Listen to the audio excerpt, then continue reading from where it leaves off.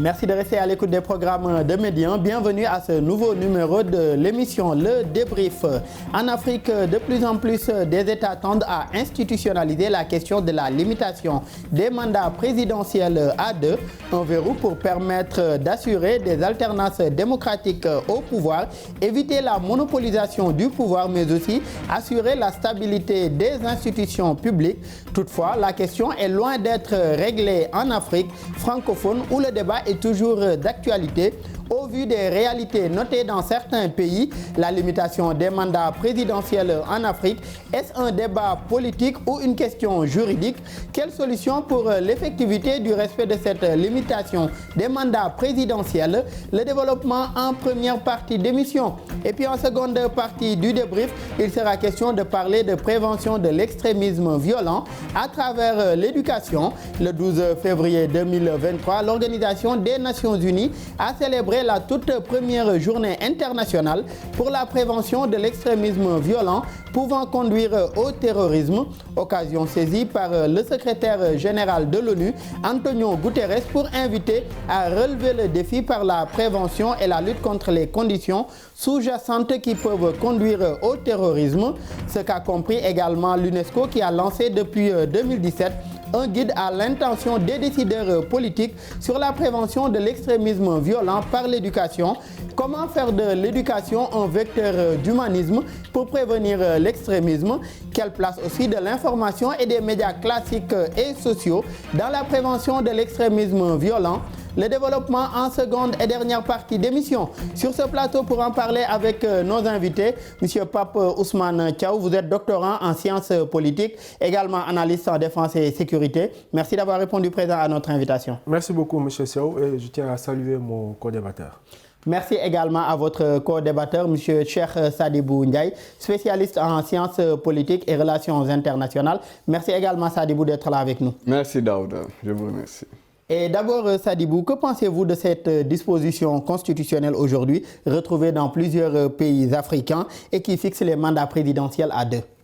Donc, je pense que tout d'abord, c'est une disposition qui est vraiment importante parce qu'on sait que le continent africain a toujours été le théâtre d'influences internationaux ou d'influences régionaux qui vraiment conduisent nos États ou nos chefs d'État à vouloir briguer vraiment plus de 2 mandats. Donc, le fait de vouloir limiter vraiment ces mandats-là, je pense que c'est une très bonne chose. Donc, cela va continuer au pluralisme démocratique sur le continent africain, mais aussi à limiter pratiquement les coups d'État militaires, mais aussi les coups d'État constitutionnels.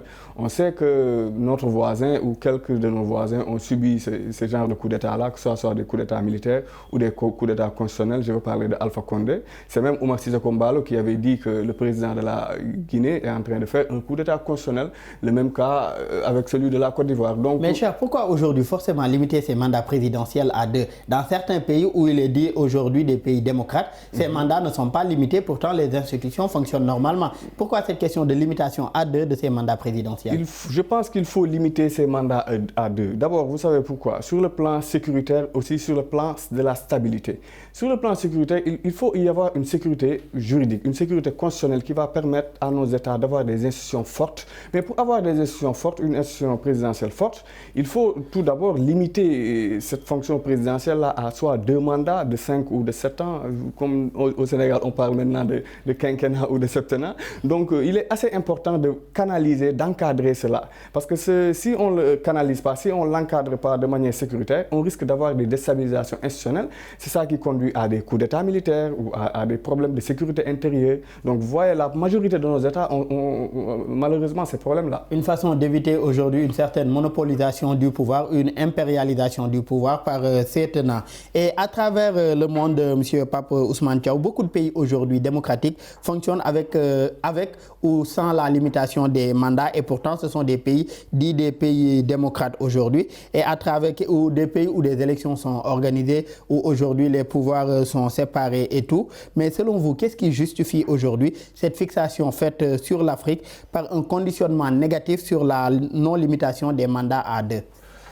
Alors, pour aborder cette question, j'aimerais d'abord faire un petit rappel historique par rapport au processus ayant abouti à ce qu'on appelle cette limitation des mandats. En fait, tout ce qui concerne la limitation des mandats, l'avènement du multipartisme a eu lieu au début des années 80. Vous savez, à un moment donné, les pays occidentaux, notamment la France, avaient conditionné leur aide au développement de pays africains au fait d'ouvrir le jeu politique.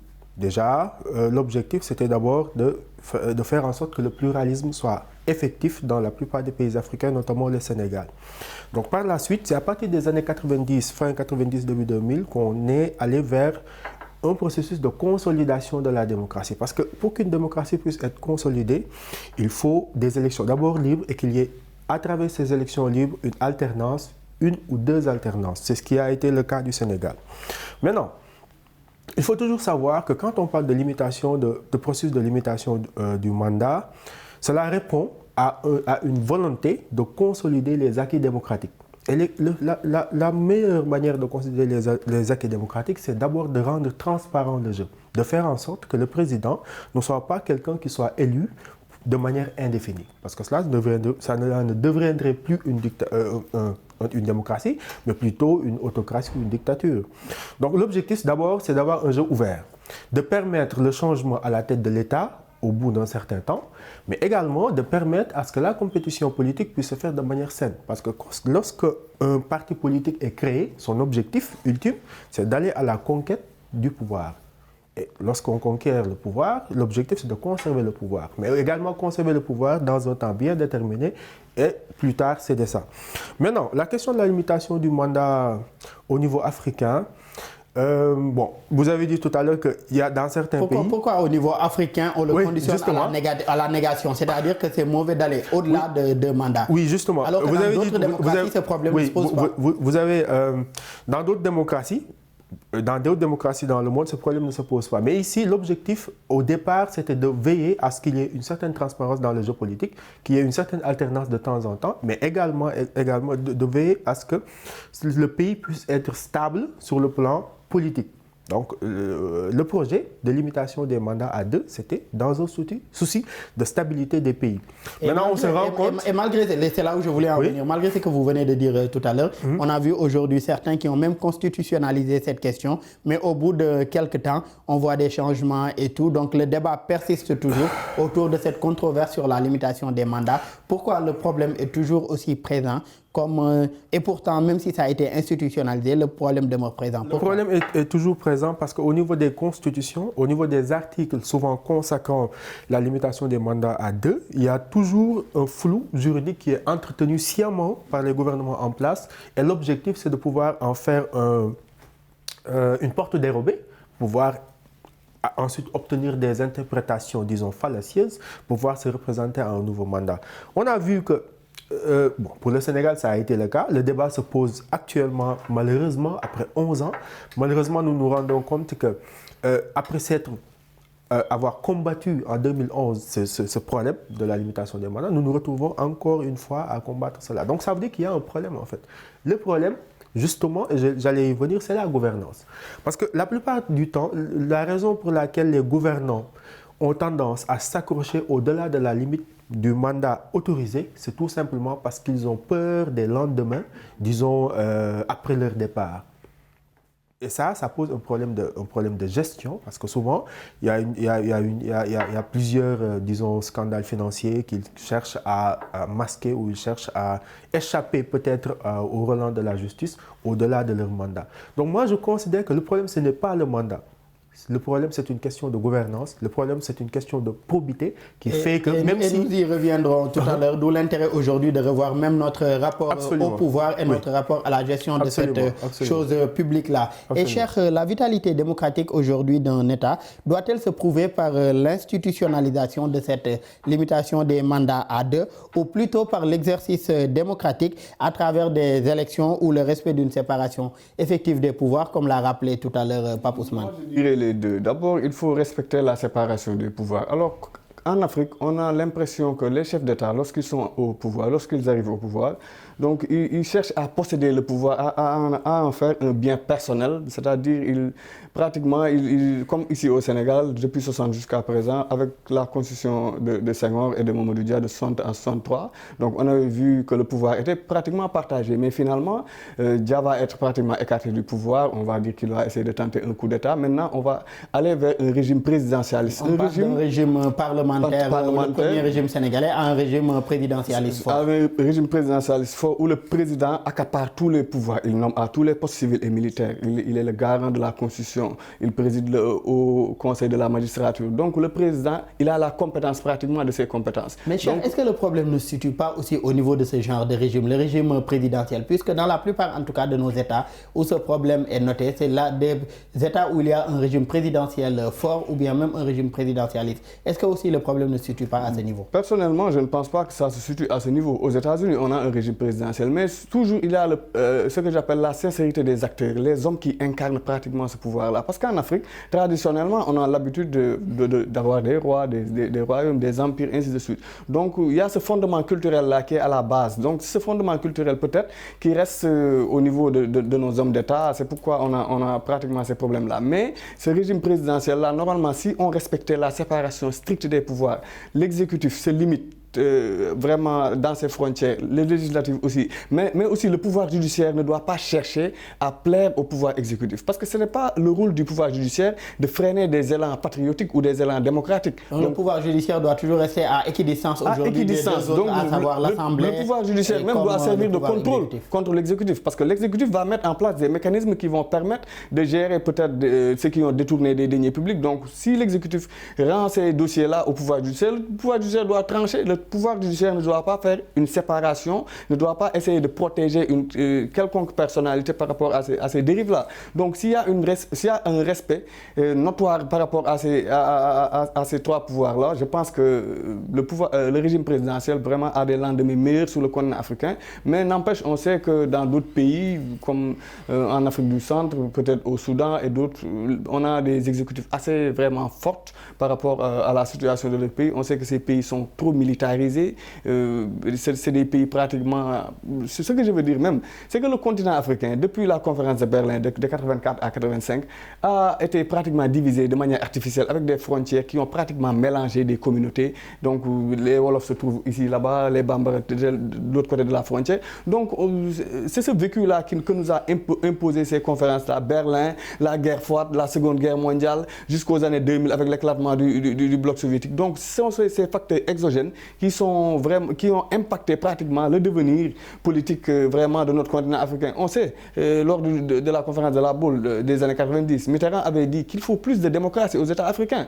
Parce que tout simplement, il n'y avait que des régimes autoritaires. C'était pratiquement le Sénégal qui était vraiment le pays mis en exemple. On avait Aujourd'hui, il existe ces démocraties-là, mais il existe également ce qu'on pourrait, ou bien ce que certains pourraient qualifier de démocrature, c'est-à-dire une démocratie, mais dans la pratique également, avec des relents qui peuvent freiner certaines libertés. Et nous y reviendrons essayez de voir le nombre de coups d'État depuis les années 2000 jusqu'à présent. Et on reste même avec la question des élections. Pour ce qui est de ces élections dont vous avez parlé tout à l'heure, Pape Ousmane Thiaw, si elles étaient organisées aujourd'hui de façon régulière et transparente, à ce que des alternances puissent se mener à la tête aujourd'hui de ces pays-là, est-ce que le problème se poserait sur la question de la limitation? Parce qu'aujourd'hui, si ces élections étaient transparentes, étaient organisées de façon régulière, le peuple allait choisir aujourd'hui celui pour qui ils veulent qu'il dirige à leur destinée. Donc, est-ce que le problème se poserait toujours sur cette question de limitation ou non des mandats présidentiels? Je crois que le problème, ce n'est pas seulement la capacité à organiser des élections. Tout à l'heure, il a évoqué mon co-débatteur, il a expliqué que c'est d'abord un souci de probité et de volonté de la part des acteurs politiques. Je donne juste un exemple. Pour les élections législatives de 2022, ici au Sénégal, je crois que ce sont les élections législatives ou les élections locales. Les dernières élections. Oui, les dernières ont été fixées à une date. Je crois qu'elle devait se tenir en 2021 ou en 2019. C'était des élections qui avaient été renvoyées à 3 ou 4 plusieurs reprises. Mais normalement, selon la loi, le président de la République n'a pas cette prérogative. Mais à chaque fois, il invoquait le souci de, je sais plus, pour expliquer cette... Il y avait le dialogue politique, le dialogue national, Exactement. La situation due à la COVID-19. En fait, le respect du calendrier républicain par rapport à l'organisation des élections est un préalable incontournable. Et ceci passe par une certaine volonté politique de la part de l'exécutif d'abord, du pouvoir judiciaire ensuite et du pouvoir de contrôle qui est octroyé à l'Assemblée. Maintenant, il a parlé tout à l'heure de la séparation des pouvoirs. On n'en est pas là encore dans la plupart des pays africains. On est souvent dans des régimes hyper présidentialistes où le président possède des pouvoirs exorbitants et qui lui permettent à peu près de faire à peu près ce qu'il veut en fait. Donc, dans ce cas, tout ce qu'il faudrait faire à l'avenir, c'est de faire en sorte que les pouvoirs du président de la République soient amenuisés et que le pouvoir de contrôle de la justice et de l'Assemblée soit sensiblement renforcé pour que l'exécutif ne soit plus en posture de faire ce qu'il veut, notamment par rapport au respect du calendrier républicain. Pour que le pouvoir arrête le pouvoir, pour reprendre certains penseurs. Oui, donc il faut que ceci puisse se faire pour que l'exécutif soit dans les dispositions de toujours respecter le calendrier républicain.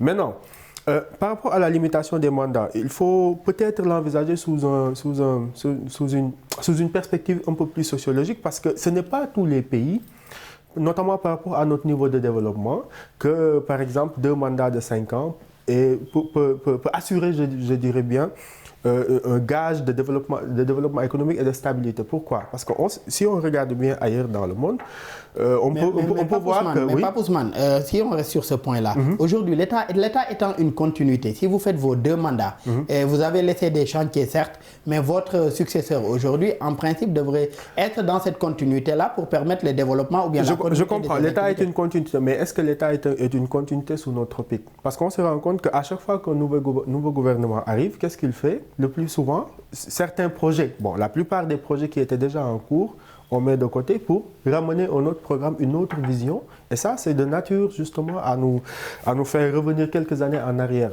Moi, je crois fermement au principe que l'État est une continuité. Mais est-ce que c'est une continuité pour nos dirigeants? Est-ce que c'est une continuité pour ceux qui sont censés prendre les rênes du pouvoir et progresser par rapport aux projets qui sont déjà en cours? On se rappelle en 2012, lorsque le président est venu, qu'est-ce qu'il a dit? Moi, je viens avec mon propre programme, le PSE. Jusqu'à présent, c'est le PSE qui est en train d'être déroulé. Bien entendu, il y a certains programmes... C'était d'abord le Yonou Yorkouté, le programme du candidat Macky Sall. Une fois élu maintenant, ça a migré vers le plan Sénégal émergent. Bien entendu, il y a certains projets qui étaient d'abord ficelés, et c'est l'épanage de l'ancien pouvoir, mais on se rend compte toujours qu'il y a une volonté de rupture pour dire que voilà, je vais marquer mon empreinte par rapport à ma gouvernance. Comme je l'ai expliqué tout à l'heure, c'est une question de volonté politique, c'est une question de probité politique, et il faudrait que la notion de respect, je dirais, des lois et des mesures et des limites que l'on s'est fixées, que cela puisse être une véritable réalité pour nos acteurs politiques, pour que l'on puisse mettre de côté. Parce que le souci, ce n'est pas la Constitution. La Constitution a été claire, par exemple. Dans la plupart des constitutions africaines, il est clairement dit que le mandat est de 2 ans. Donc, qu'est-ce qui empêche à nos acteurs politiques de respecter cela? Non, ce sont d'autres considérations, disons, politiques et non juridiques qui justifient, par exemple, le fait que, voilà, les acteurs ne veuillent pas respecter cette limitation. Et avec tous les pouvoirs qui sont concentrés aux mains d'une seule personne, cette personne a largement la possibilité de contourner cette loi. Donc c'est plus une question d'éthique et de respect de ses engagements, vis-à-vis de ces gens-là que vous gouvernez. J'aimerais dire, en Afrique, on a vu par exemple des chefs d'État qui ont fait pratiquement 7 mandats. Denis Sassou Nguesso.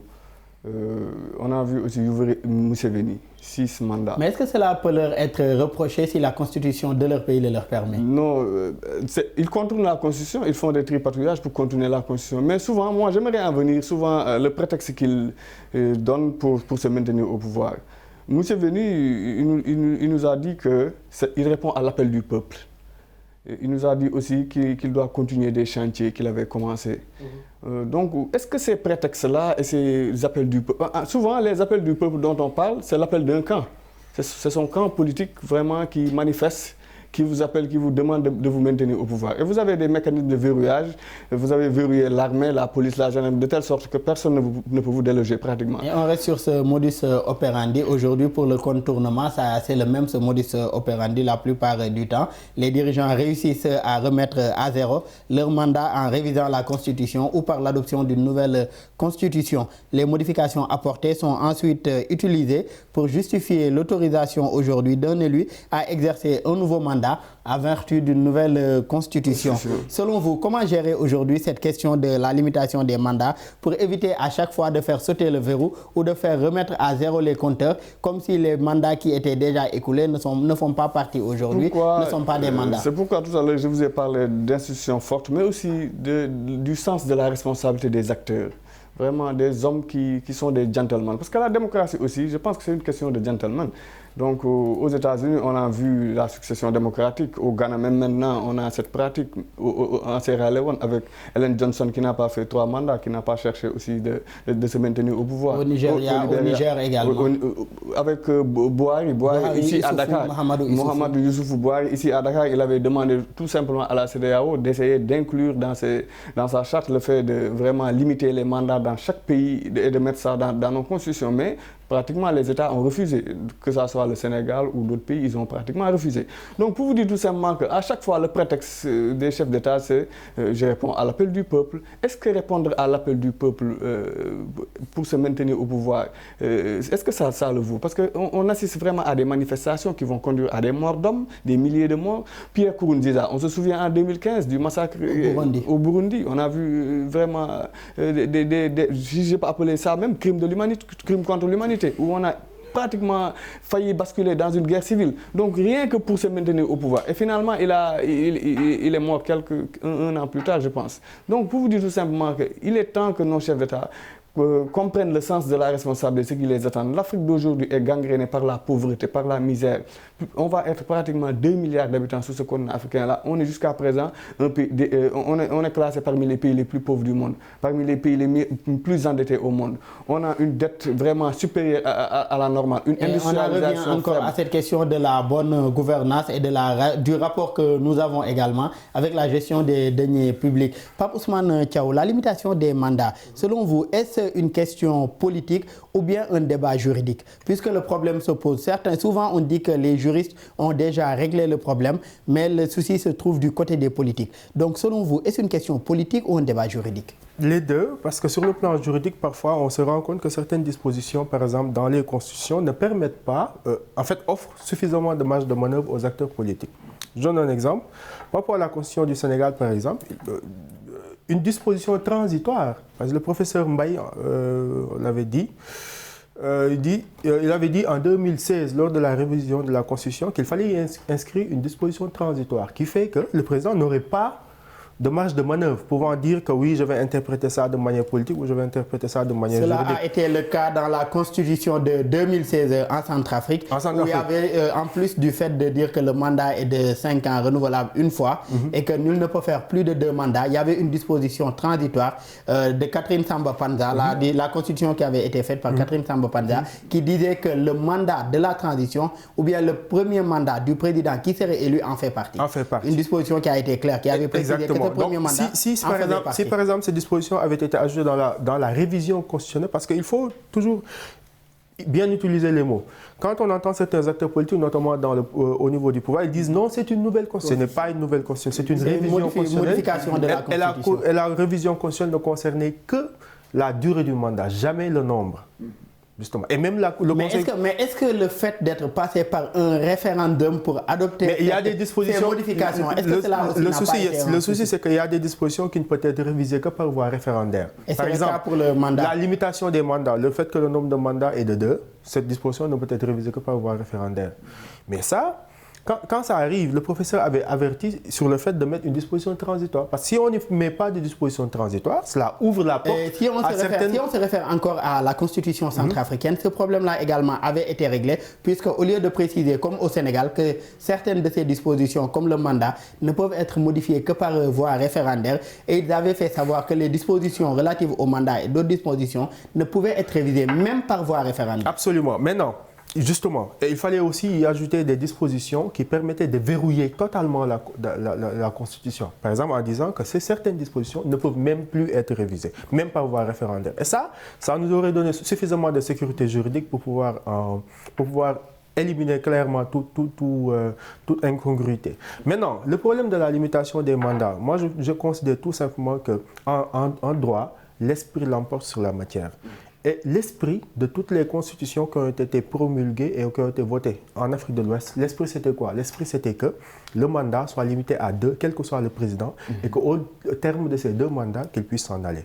Maintenant, lorsque l'esprit prime sur la règle de droit, il faut que cet esprit soit respecté. Moi je me rappelle, il y a un article en 2011 de notre célèbre professeur Ismaïla Madior Fall qu'il avait fait sur la candidature de Wade. Il avait dit, un journal de la place avait titré « Ismaïla Madior Fall bloque la candidature d'Abdoulaye Wade ».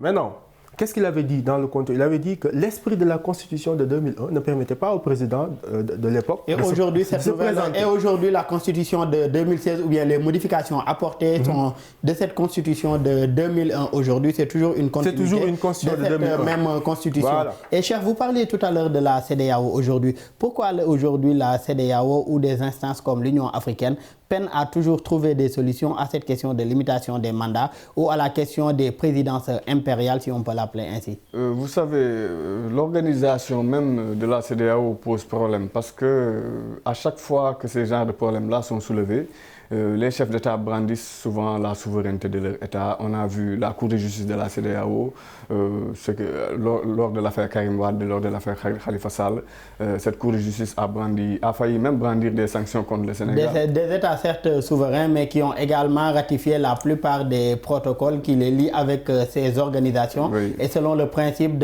aujourd'hui de la supranationalité de ces lois-là sur les lois du pays, ils sont aussi tenus de se conformer à certaines décisions issues de ces communautés auxquelles ils appartiennent. Et nous en sommes à la fin de cette première partie. Dans la seconde partie du débrief, il sera question de parler de prévention de l'extrémisme violent et comment également faire de l'éducation un vecteur d'humanisme pour prévenir l'extrémisme. Ce sera la thématique en seconde partie d'émission.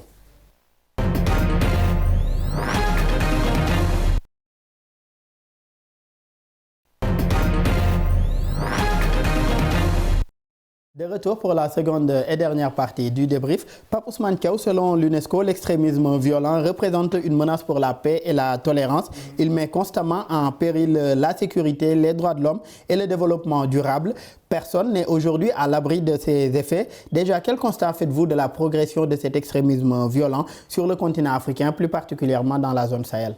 Oui, dans la zone Sahel, après l'intervention des forces étrangères, avec la volonté de certains États, notamment le Burkina Faso et le Mali, de combattre ardemment cette menace, on se rend compte qu'actuellement, la menace est en train de progresser vers le golfe de Guinée. Vous voyez, donc, mais elle est toujours présente au vu des différentes informations qui nous parviennent, notamment au Mali et au Burkina. Mais le constat est qu'elle est toujours là. Elle s'éloigne bien entendu de l'Afrique de l'Ouest en tant que telle, mais elle est de plus en plus présente au niveau du golfe de Guinée. Récemment, j'ai vu aux infos qu'il y a les premières attaques au niveau du Bénin, les premières attaques au niveau du Togo. Une progression qui cherche de plus en plus à atteindre les côtes ouest africaines. Exactement, les côtes ouest africaines. Bon, pour un pays comme le Sénégal, je ne peux pas dire que c'est une bonne nouvelle, mais actuellement, nous sommes moins exposés qu'un pays comme par exemple le Bénin ou le Togo.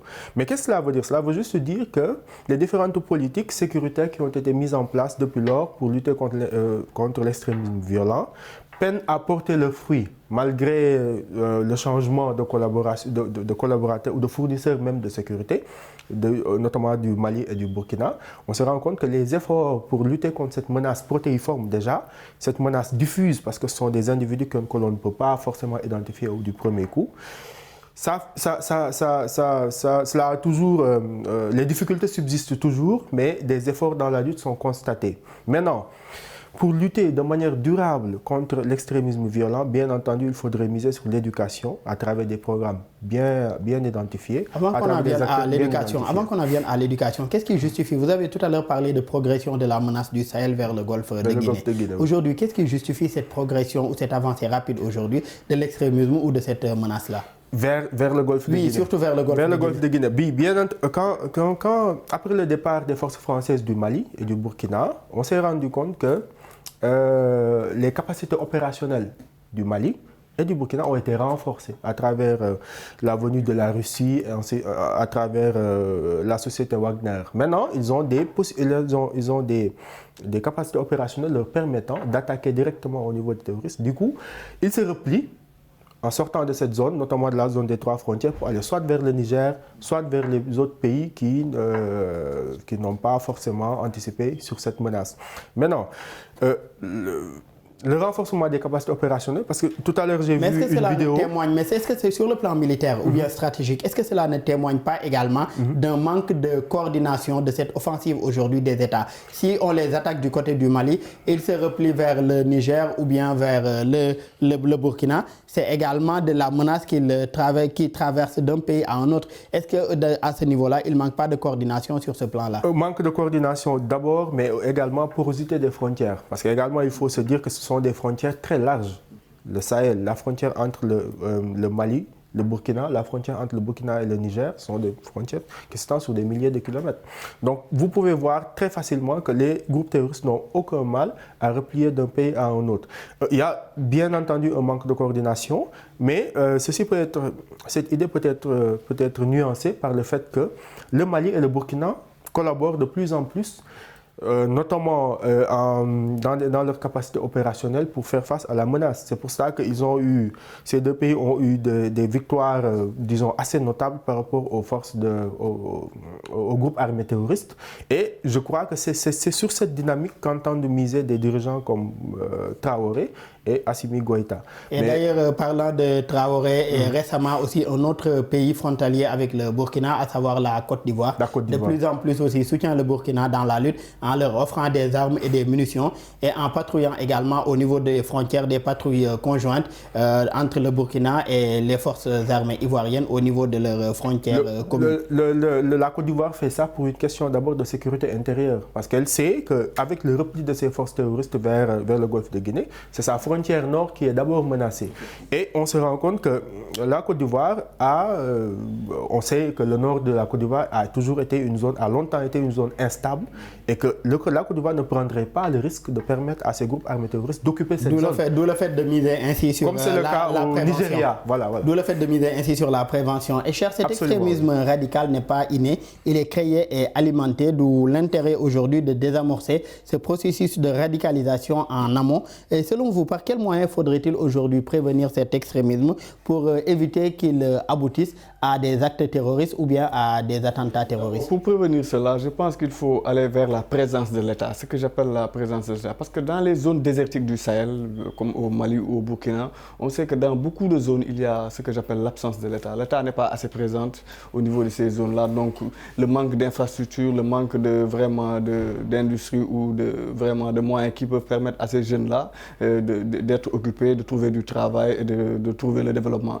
Donc, ces zones sont pratiquement gangrénées par la pauvreté, et vous le savez, le Sahel a été déstabilisé depuis les printemps arabes. Donc ces armes-là ont transité vers tout le Sahel. C'est au profit de ces terroristes-là qui contribuent à déstabiliser toutes ces zones-là. Mais ce dont vous parlez, est-ce que ce sera chose aisée au vu de ce que Pape Ousmane a soulevé tout à l'heure, c'est-à-dire déjà l'immensité de certaines de nos terroirs et aussi la porosité des frontières? Effectivement, il y a une nette progression, parce qu'on sait qu'actuellement l'armée malienne, les FAMA et l'armée burkinabé est en train de faire des résultats contre ces terroristes-là. On a vu le Burkina attaquer ces terroristes avec des drones, avec des avions militaires, avec des hélicoptères de combat. Donc, ça les pousse à reculer et à aller vers d'autres zones-là. Maintenant, il est important, comme à chaque fois, je vous le rappelle, de mettre en place une politique sécuritaire qui est assez commune à nos États-là.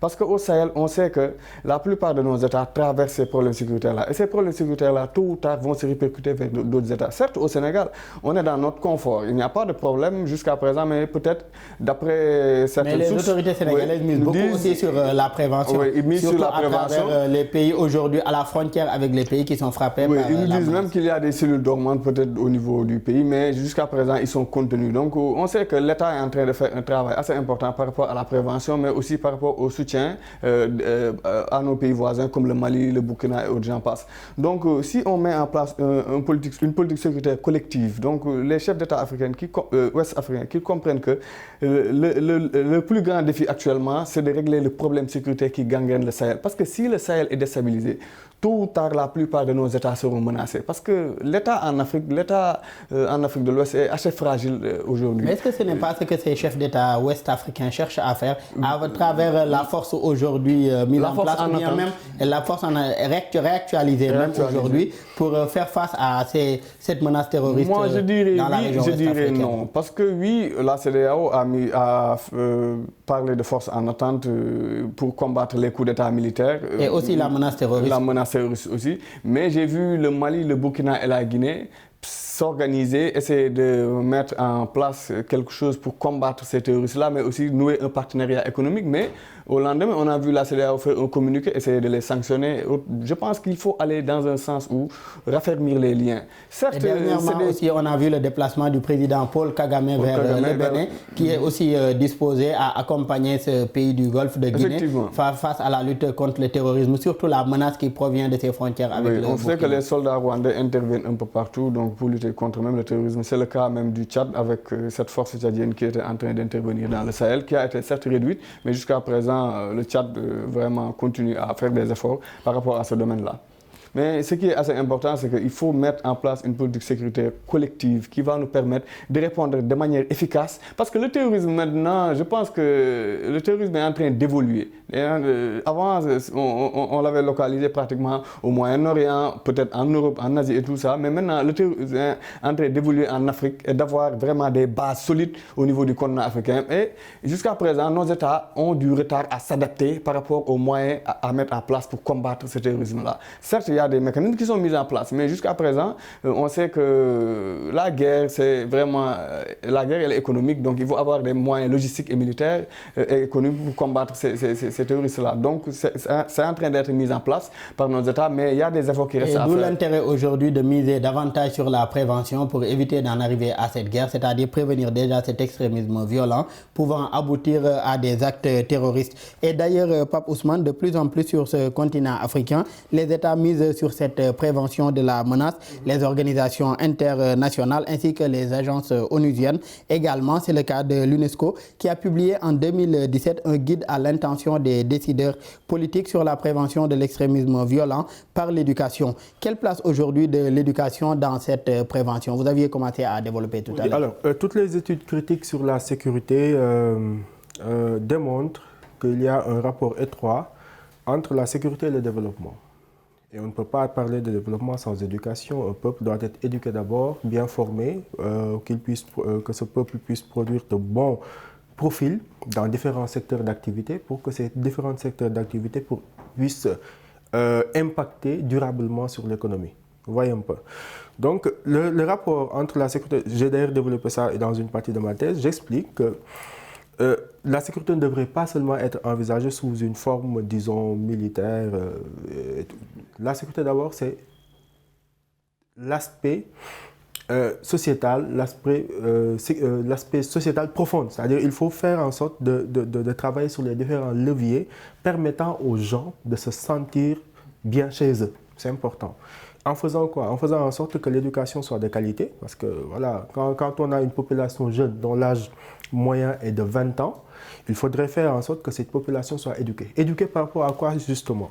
Éduquée non seulement par rapport aux différentes connaissances incontournables pour vivre dans un monde moderne, mais également éduquée par rapport à nos valeurs. Et nos valeurs, c'est quoi? Les valeurs sénégalaises, ce sont des valeurs de non-violence et de tolérance. Donc je crois qu'il faudrait faire suffisamment d'efforts par rapport au curricula dans l'enseignement, aussi bien au niveau primaire qu'au niveau universitaire, de faire en sorte de promouvoir certaines valeurs qui sont incontournables et sur lesquelles, par exemple, quand il y a faille au niveau de ces valeurs, c'est sur ces failles que ça faire par exemple un retour aux valeurs ancestrales et sociétales pour prévenir cet extrémisme. Je ne dirais pas ancestrales, ok, mais peut-être ça dit les valeurs qui fondent, les valeurs sociétales qui fondent la stabilité de la société sénégalaise. Parce qu'il faut savoir que, par exemple, la société sénégalaise, bon, je donne l'exemple toujours du Sénégal. Il y a le cousinage à plaisanterie. Exactement. Il y a des valeurs qui font que, malgré tout ce qui peut se passer en termes de conflits politiques, conflits sociaux, il y a toujours accalmie au final parce qu'on se rend compte que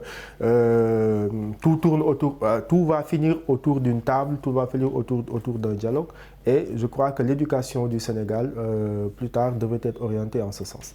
Et cher Sadibou, depuis des années, l'extrémisme violent est en hausse en Afrique de l'Ouest et du Centre. Vous le disiez tout à l'heure, selon l'ONUDC également, l'extrémisme violent comprend des formes de violence à motivation idéologique et qui peuvent inclure la déformation de l'exploitation des croyances religieuses des différentes ethnies et des idéologies politiques. D'où l'intérêt même de davantage miser sur ces valeurs sociétales dont Pape Ousmane a parlé tout à l'heure. Comment faire ainsi de l'éducation un vecteur d'humanisme pour prévenir cet extrémisme? Pape Ousmane a donné son point de vue en parlant du retour aux sources et tout. Selon vous, comment faire de cette éducation un vecteur d'humanisme pour prévenir la menace? Je suis parfaitement dans cette logique de retour aux sources par rapport à nos valeurs intrinsèques. Je ne dis pas de retourner vers les années 60 ou les années 1800, mais on sait que, par exemple, un pays comme le Sénégal ou même le Mali, on a des fondements culturels. Si je prends l'exemple du Mali, il y a la charte du Mandé, le Kouroukan Fouga. Donc on sait que la société malienne, la société ouest-africaine, vraiment est pratiquement sortie de cette charte mandingue-là. Donc on a une base socio-culturelle assez importante. Donc il faut aller vers cette base socio-culturelle-là et éduquer les jeunes en ce sens-là. Mais le problème en est que c'est... Mais est-ce que ces bases, si on reste avec votre exemple, le Mali, est-ce que ces bases ne sont pas en train aujourd'hui de s'affaisser? Et si on reste avec justement le Mali, on voit aujourd'hui les conflits communautaires qui avaient eu à opposer les Dogons et les agriculteurs et les éleveurs, ou les Dogons et les Peuls, deux communautés qui depuis des années cohabitaient en parfaite harmonie et maintenant qui ont connu des violences assez inouïes entre les deux. Donc est-ce que ces bases dont vous parlez ne sont pas en train de s'affaisser? C'est là où je voulais en venir, parce que c'est pourquoi j'ai donné l'exemple malien avec la charte du Mandé, le Kouroukan Fouga, avec les Soundiata Keïta, les Kanka Moussa, le fameux pèlerinage de Kanka Moussa à la Mecque avec des milliers de tonnes d'or. Donc c'était une parenthèse pour vous montrer que en Afrique, on avait d'abord cette base culturelle-là qui devait nous permettre de s'envoler sur le plan vraiment de la rationalité, mais aussi sur le plan du développement. Mais ce qui est important au Mali, ce qu'il faut soulever, c'est que les groupuscules terroristes, lorsqu'ils entrent dans un État, d'abord ils ciblent les communautés. Ils ciblent peut-être des communautés qui vivaient en harmonie, qui vivaient en paix. D'abord, ils sèment la division, ils cherchent à recruter vraiment ces jeunes-là, mais aussi ils font remarquer à ces jeunes qu'ils sont abandonnés pratiquement par l'État, que leur zone est gangrénée par la pauvreté, alors qu'il y a des richesses qui vraiment, on extrait des milliards et des milliards de francs CFA dans ces zones-là. Je veux parler de l'or malien, mais aussi de son uranium. Font miroiter à ces jeunes un avenir meilleur s'ils viennent avec eux ou bien s'ils épousent leurs idéologies terroristes. Effectivement. Donc vous voyez que ces groupuscules, ces groupes terroristes comme Boko Haram au Nigeria et d'autres gens passent, lorsqu'ils entrent dans ces zones pauvres-là où il y a l'absence de l'État, comme ce que je vous avais dit tout à l'heure, donc ils essaient d'influencer ces jeunes-là par rapport à ces orientations-là, ces orientations religieuses que peut-être nos communautés ne connaissent pas, parce qu'au Sénégal, par exemple, on sait que nos communautés religieuses ont une façon vraiment de pratiquer la religion qui est assez vraiment civilisée, qui est assez respectueuse des principes même de l'islam. Du Sénégal, aucune religion révélée aujourd'hui ne tolère la violence. Toutes les religions révélées prônent aujourd'hui cette cohabitation pacifique, prônent la paix et la tolérance également. Donc, Pape Ousmane, j'avais l'impression que vous vouliez réagir par rapport à ce que vous disiez. Je par rapport aux différents conflits communautaires que l'on observe un peu partout en Afrique, et même au Sénégal. Ceci est dû principalement à la rareté des ressources, à l'accès aux terres et à un phénomène de réchauffement climatique. Parce que le conflit entre les Dogons et les agriculteurs et les éleveurs du Mali, le plus souvent, c'est des conflits d'accès aux fonciers. On se rappelle en 1989, lors du conflit entre le Sénégal et la Mauritanie, le point de départ, c'était l'accès aux terres de pâturage. des éleveurs se sont affrontés avec originellement, c'est le même problème également entre les éleveurs et les agriculteurs. Originellement, c'est le même problème entre les éleveurs et les agriculteurs. Ce que j'aimerais juste mentionner, c'est que la rareté des ressources, l'accès aux terres est souvent le terreau fertile de la plupart des conflits communautaires. Il y a même récemment, mais là ça concerne les ressources halieutiques, au Sénégal, où les communautés lébou se sont affrontées tout simplement parce qu'ils essayaient de préserver leurs espaces de pêche, leurs territoires de pêche. Et ça, c'est révélateur d'une absence d'abord de l'État, d'une absence de politique sérieuse encadrant ces différentes activités, parce que ce sont des activités du secteur primaire. Une absence d'encadrement de l'État par rapport à ces activités mène souvent à ce genre d'affrontement. Maintenant, toute cette violence, toute cette pauvreté, toute cette absence de l'État... Pour ce problème-là, Pape Ousmane, précisément, pour certains penseurs sénégalais, c'est en partie aussi lié à l'exploitation aujourd'hui pétrolière et gazière offshore qui a en grande partie aussi impacté les activités de pêche de certaines de ces populations. Et pas seulement. Alors je disais que toute cette violence, toute cette pauvreté, toute cette absence de l'État est un terreau fertile à l'extrémisme violent. Maintenant, par rapport à l'exemple du Sénégal, par rapport aux difficultés sur le plan, au niveau de la pêche, il y a d'abord justement les gisements pétroliers et gaziers qui ont été découverts et dont le champ d'exploitation se heurte souvent au champ des activités des pêcheurs traditionnels. Mais il y a également justement les différents contrats de pêche qui ont été signés entre le gouvernement du Sénégal et les bateaux étrangers, notamment chinois et de l'Union européenne, et qui, à travers des techniques de surpêche, font que le poisson se fait rare sur les côtes sénégalaises. Alors qu'ici au Sénégal, disons 90% de la population mange du poisson à midi. Donc ça pose problème. Nous sommes un des premiers consommateurs de poissons en Afrique. Et donc les pêcheurs sénégalais sont toujours obligés d'aller plus loin aujourd'hui pour se procurer se confronter du également. On en revient à la question de l'extrémisme. Dans cette zone, à savoir l'Afrique de l'Ouest et du Centre, l'apparition de nouveaux facteurs tels que les changements climatiques que vous avez soulevés tout à l'heure, la montée fulgurante également et incontrôlable des réseaux sociaux, la multiplication des fake news ont rendu complexe cette prévention de l'extrémisme violent et par la même occasion la lutte contre le terrorisme. Déjà, surtout pour si on reste avec les fake news aujourd'hui qui sont à floraison et également la montée aussi ou bien la force que ces réseaux sociaux-là ont. Comment est-ce que cela peut contribuer également de canal ou bien servir de canal à véhiculer aujourd'hui des messages de haine ou des messages extrémistes? Alors, l'Internet est arrivé au Sénégal et un peu partout dans le monde avec ses dérives. Il y a bien entendu des utilisateurs mal intentionnés dont leur objectif est toujours de distiller la haine, de distiller la division, de se servir de cet outil pour recruter ou d'obtenir des ralliements à leur cause.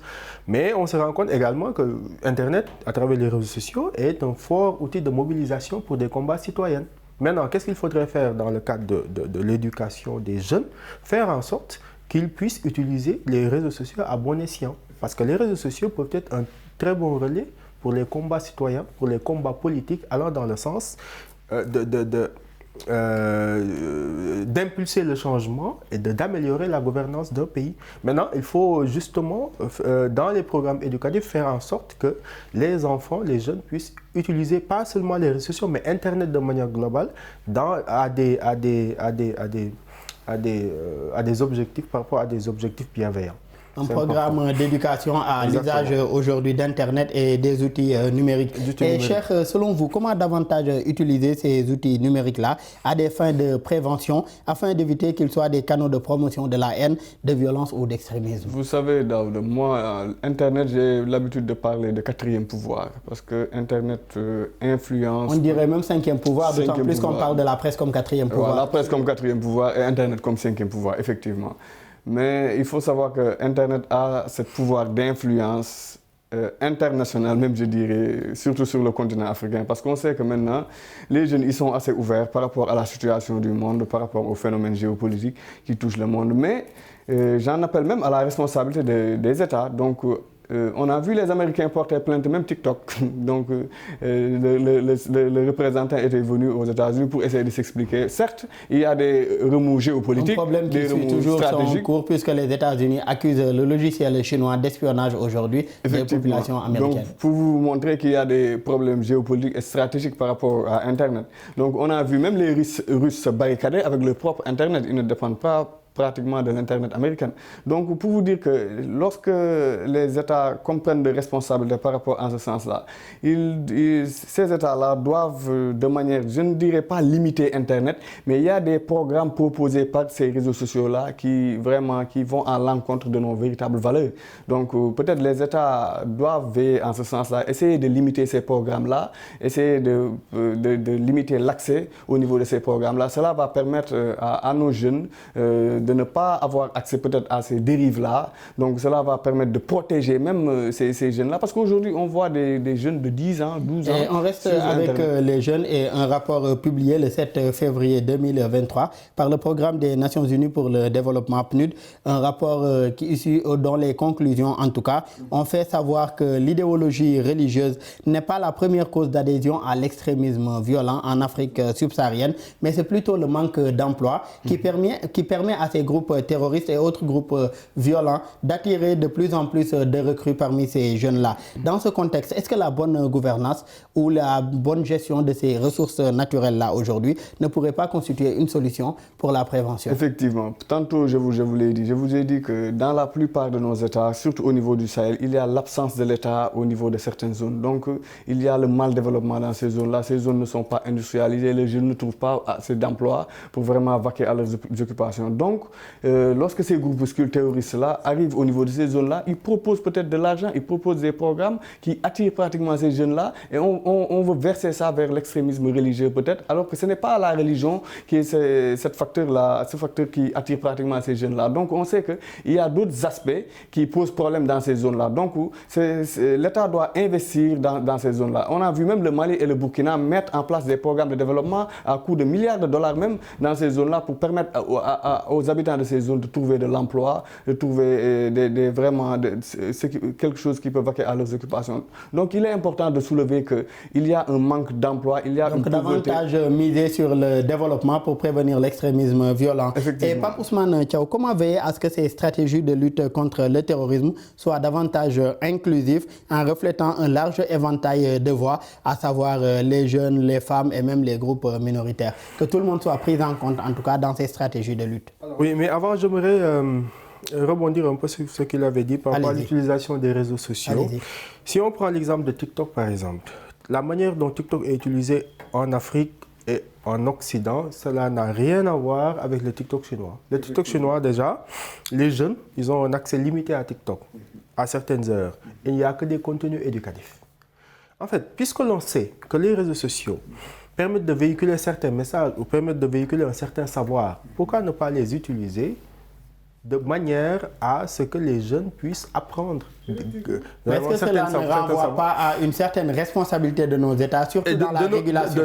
Oui, justement, de nos États et notamment la régulation, oui. Mais il faut veiller à ce que, par exemple, l'utilisation des réseaux sociaux chez les jeunes puisse servir de relais d'information et de relais de sensibilisation par rapport à tous les phénomènes sociaux qui se passent.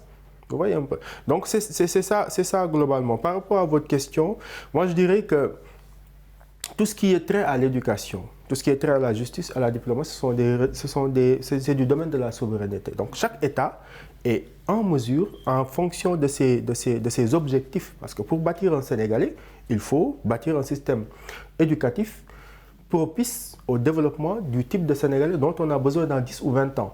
Donc, qu'est-ce qu'il faudrait faire? En ce sens, c'est faire bâtir un système éducatif un système éducatif sénégalais propice plutôt au développement d'un bon Sénégalais et au développement également du pays. Nous en sommes malheureusement à la fin de cette émission Le Débrief. Nous recevions sur ce plateau M. Pape Ousmane Thiaw. Vous êtes doctorant en sciences politiques, également analyste défense et sécurité. Merci d'avoir été avec nous. Merci beaucoup, M. Sow. Merci également à M. Cheikh Sadibou Ndiaye, spécialiste en sciences politiques et relations internationales. Merci d'avoir été avec nous. Merci Daouda. Merci. Merci aussi aux collègues de l'équipe technique pour les facilitations et la réalisation de cette émission. Merci à vous tous qui nous suivez. Très bonne suite de programmes sur nos antennes.